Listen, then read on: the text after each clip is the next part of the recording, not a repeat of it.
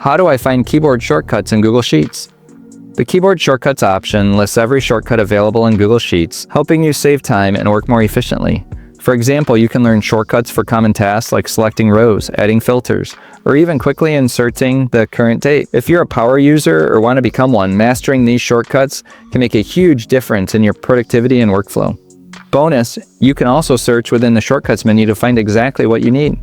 The best part of these shortcuts is that once you learn them, they will save you hours of time. For example, the first shortcuts, copy and cut, along with paste, save me hours. So here you can see copy is Ctrl+C, cut is Ctrl+the X key. Copy, Ctrl+C, will make a copy of the cell or range you have selected, where cut, Ctrl+X, will cut the cell or range. Now let's search for paste. Here it is Ctrl+V. When you activate another cell and use paste, Ctrl+V.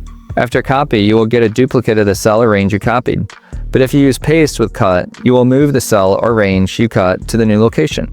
To continue learning Google Sheets, dive into general navigation tips or dig into functions with one of these two videos next.